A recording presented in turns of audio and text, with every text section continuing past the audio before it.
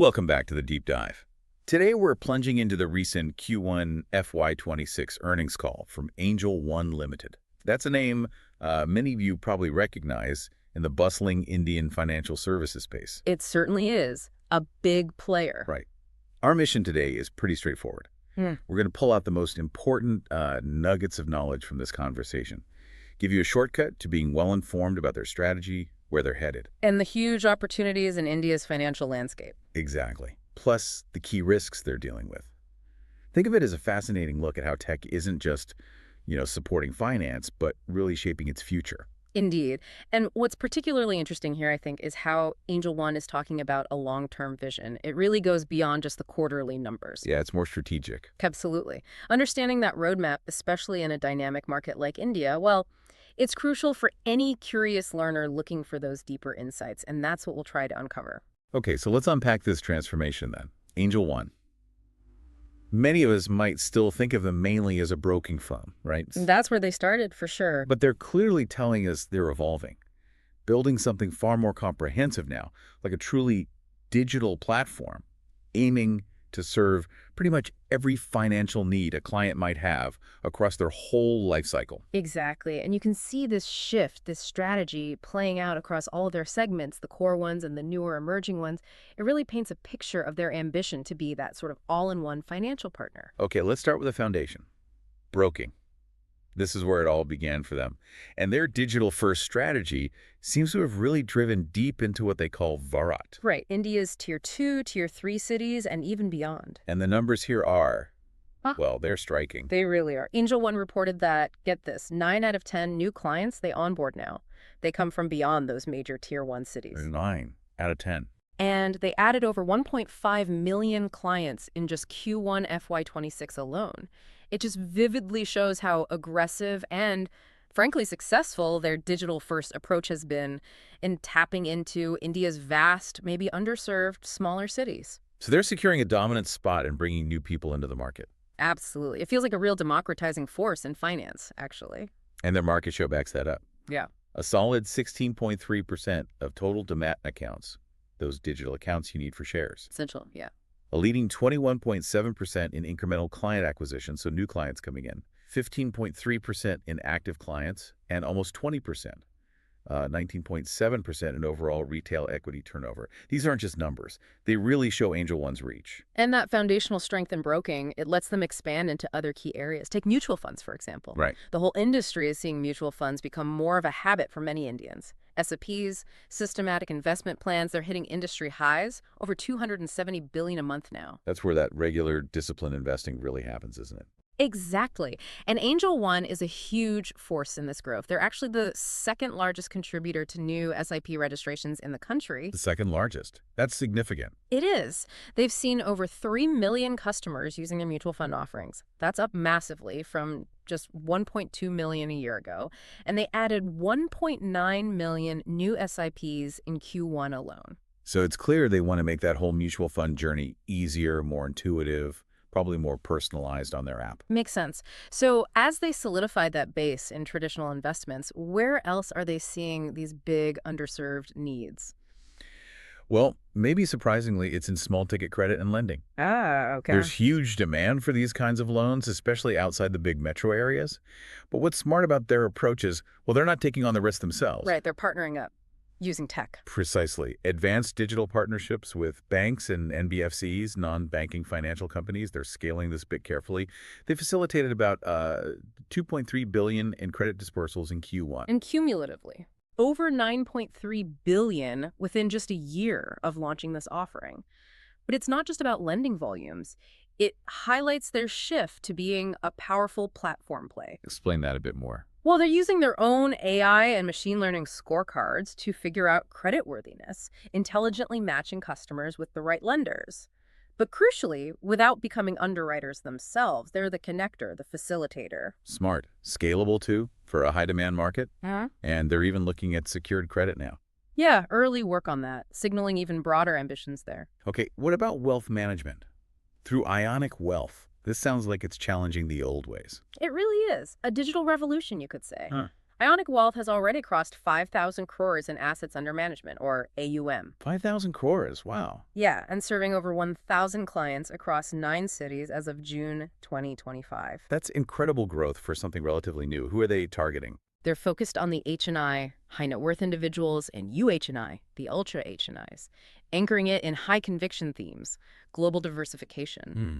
They're adopting things like the accredited investor framework, too. So ensuring sophistication and tailoring strategies for wealthier clients. Exactly. But what really elevates it, I think, is Ionic Agent. Their AI platform. Yes, it's proprietary AI that basically empowers their relationship managers. Real-time portfolio building, running diagnostics, handling complex client questions, all without human biases creeping in. Like giving the RMs financial superpowers. Sort of, yeah. Yeah. Then there's asset management, their AMC business. This is newer, more of a long-term play. Okay. This is where they aim to offer different products, capture more of the client's wallet share. Since Q3 FY25, they've launched 5 products. Equity, fixed income, things like Nifty Total Market Index funds, Nifty 50 ETFs. Exchange traded funds. Yeah. And the AUM for this new venture. Already over $3.44 billion as of June 30th, 2025. Okay, respectable start. What's striking about their strategy here? It's the multi-channel distribution, leveraging that huge digital client base they already have. And here's the kicker. Go on. This growth. It's come with zero marketing spend so far. Zero. How? They're focusing completely on organic traction, investor education, bite-sized content on social media, just building it steadily. And they plan to add commodity products later, too. Fascinating. Okay, last piece. Insurance. Right. This one's growing steadily, mostly through their sub-broker channel, and the focus, again, is layering in technology. You make it easier. Exactly. Improve the experience for both the customer and the intermediaries. Think smart partner dashboards, smoother policy journeys, basically trying to make insurance, which can be notoriously complex, feel simpler, more intuitive. Maybe AI could even help personalize policies, like with Ionic Agent. Potentially, yeah. Based on financial profiles, that seems like a logical next step. So we've seen Angel One aggressively building out this fintech platform across all these diverse areas. But what really ties it all together, what seems like the secret sauce maybe, it sounds like it's data, AI, machine learning. Precisely. For Angel One, AI isn't just an add-on anymore, it's the core engine. It's driving pretty much every aspect of their platform. How so? They process billions of data signals every day, turning them into actual actions, personalized nudges for investors, better risk insights, predicting engagement, making smarter predictions overall. And they mentioned agentic AI. Right. That means AI systems that can actually execute tasks on their own, automating workflows, that improves speed, accuracy, and cuts costs. They even use AI to generate podcasts. Really? Yeah, in 4 regional languages to help their partners educate and connect with clients more effectively, really trying to reach every corner of India with relevant content. That's quite something. Okay, so we've looked at the pieces, the different business segments. Now let's zoom out. What does all this mean for the bigger picture? For India's financial future?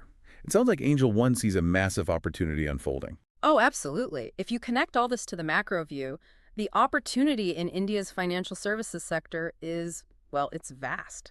And they laid it out pretty clearly. Huge structural tailwinds driving growth. Give us some perspective on that vastness. Okay, consider this. Only about 115 million unit holders, people owning mutual funds or other investments, have a DMAT account today. That's it. Still a relatively small base compared to the population. Exactly. Mutual fund AUM, still below 20% of GDP.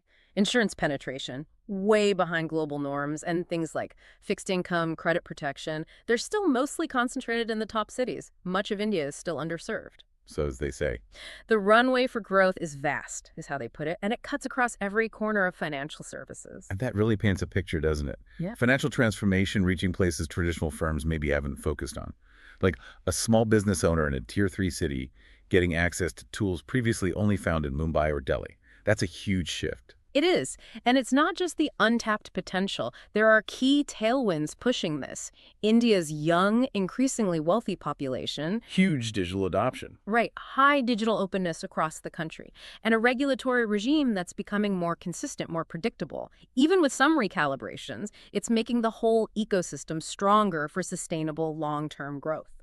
And Angel One sees themselves perfectly positioned for this. Absolutely. They're emphatically stating, we are no longer just a broking company. That's a direct quote. Instead, they're building Angel One as a fintech platform. Product agnostic, client-centric. Technology-led, serving every financial need across a client's life. Their ambition is crystal clear: to become India's most trusted fintech brand, empowering 1 billion lives. 1 billion lives. That's Yeah. quite a goal. And the macro context for 2025 seems to support their strategy. It does. Globally, things are a bit tricky. Trade tensions, rising costs, slower GDP growth predicted, central banks staying cautious due to inflation. But India? India is a bright spot.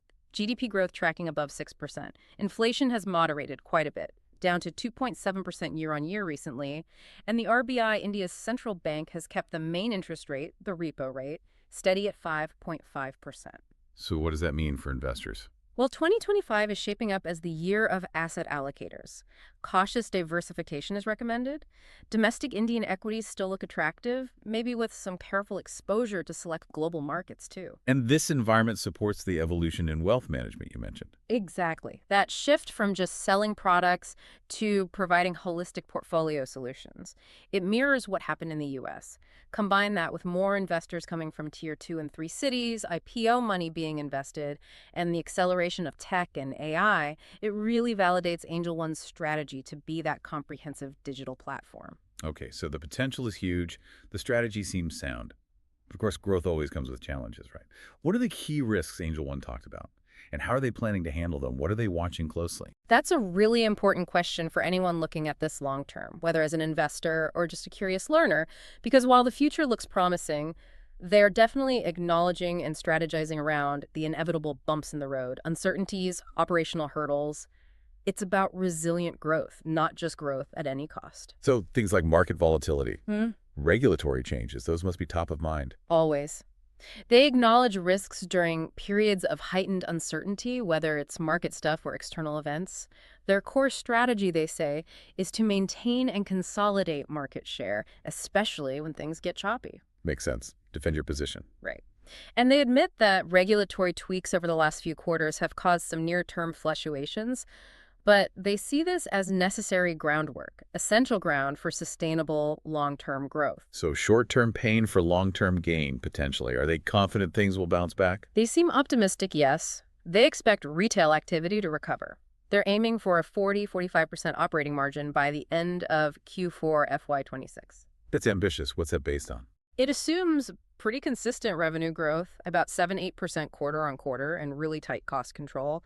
And they did point out that their underlying operating expenses, if you exclude some one-off IPL marketing costs, actually declined by almost 10% quarter-on-quarter. So showing discipline on cost already. Exactly, reflecting that focus on efficiency. Okay, another factor. Yeah. The cost of incubating those new businesses. You mentioned asset management, wealth management. They take time to scale. They do, and Angel One recognizes this. Their approach is grow them, give them time, integrate them carefully into the main platform.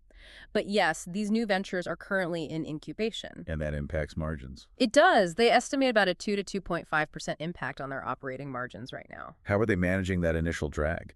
Well, they expect the wealth management business, focusing on those high-value clients, to probably break even faster. The asset management side, with its focus on passive products and broader reach, likely has a longer gestation period. Got it. And the numbers for Q1 reflect this. Yes. The normalized operating margin was 34.3%. That already absorbed a 2.6% hit from incubating these newer businesses.